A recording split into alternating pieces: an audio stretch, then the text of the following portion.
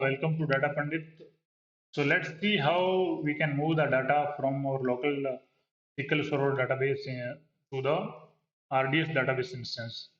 So what we are going to do as part of this video session is we are going to move the tables or the data from our local database to the RDS database instance. We are going to establish the connectivity from SQL Server Management Studio to our local database, local SQL Server, SQL Server database engine, and to the RDS database instance, which is sitting on AWS Cloud from the local database, from the local machine.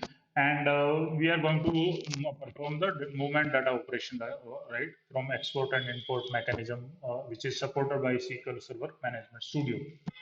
So we are going to create the database instance in AWS Cloud using AWS Control, and then we are going to prepare the SSM setup and database, the local database setup, and then we are going to establish the connectivity between the local and the cloud, and then exporting the data from local to the business.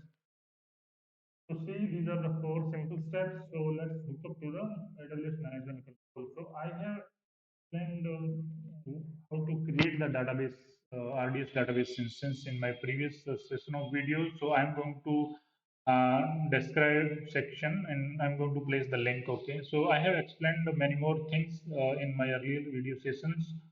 So as part of those, we have restored the backup from the local to the RDS database instance using S3 bucket. So that is another different mechanism if you would like to see.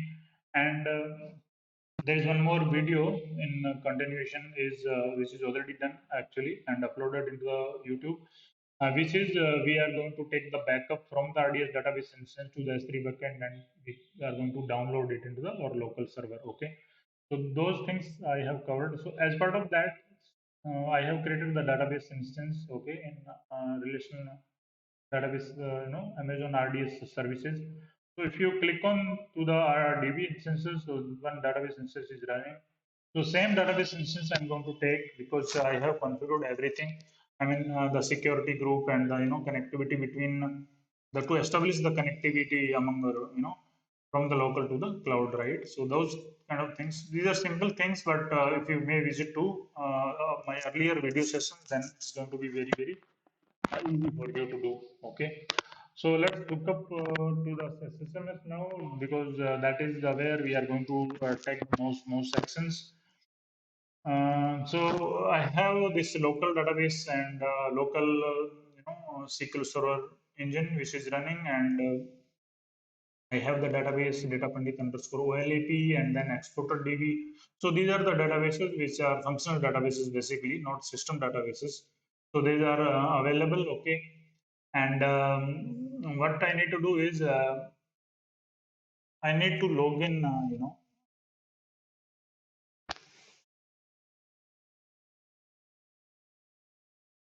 Let me see. I mean, what we how okay.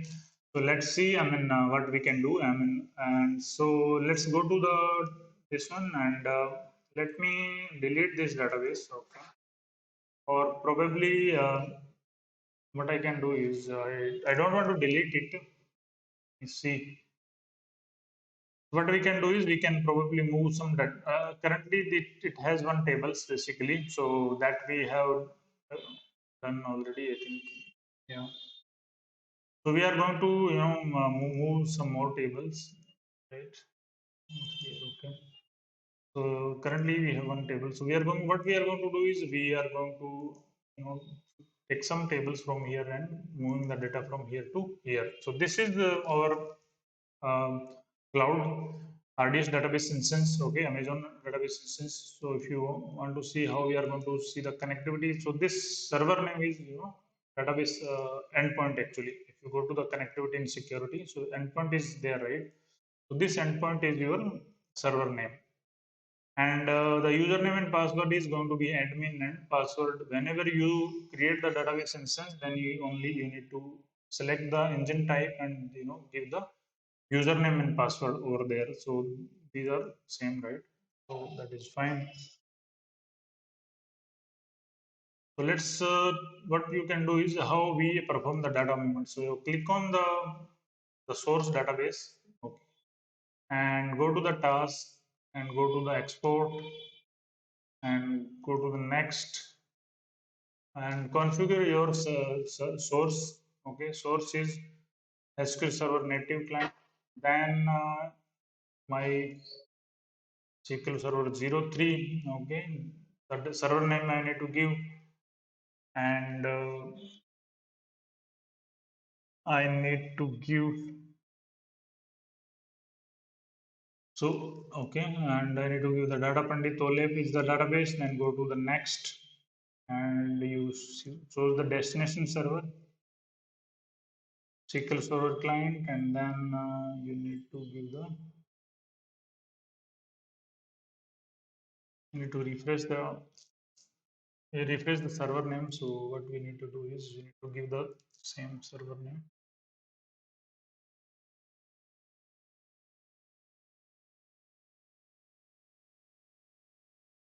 It's time probably. Let me cancel it and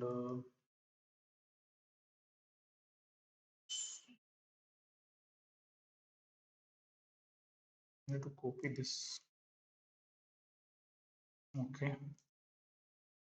So let's go to the source database and then task and go to the export. Do this data source is pick the name and this is same and then go to next. Click on the destination client and then give this database, then refresh it. The login is getting failed probably, so I need to give the admin and this two, three. So SQL Server authentication now I think it's allowing me to do it.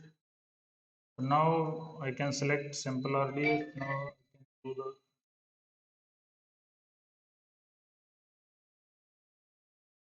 I can do the this one and then copy and then it is saying that how many tables. So let me see the currency. Let me take the customer taking the two tables and next and finish off.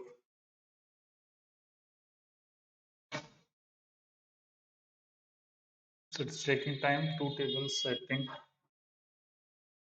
success. Every operation has been successful and let's see how much things are remaining. Maybe the customer table is used. Lot many tables probably. So it is taking time. Let's see how much time it's going to take.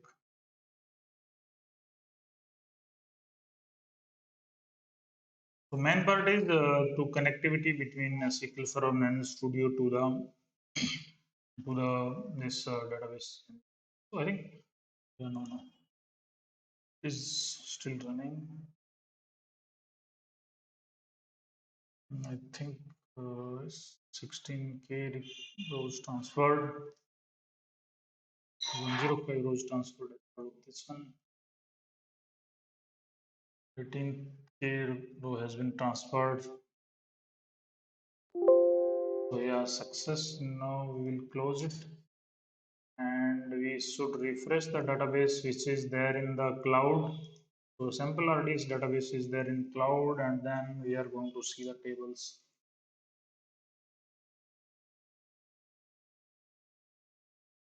So yeah, we have transferred the tables. So this was very huge. Let's see some data. Oh, let's see 1,000 rows from the customer.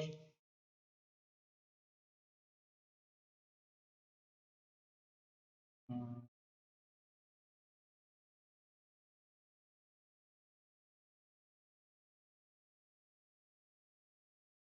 yeah, we have the data, right? So this is all about this export movement, okay, from the local to the cloud. Okay, thank you so much. Thanks for watching. Please subscribe my channel.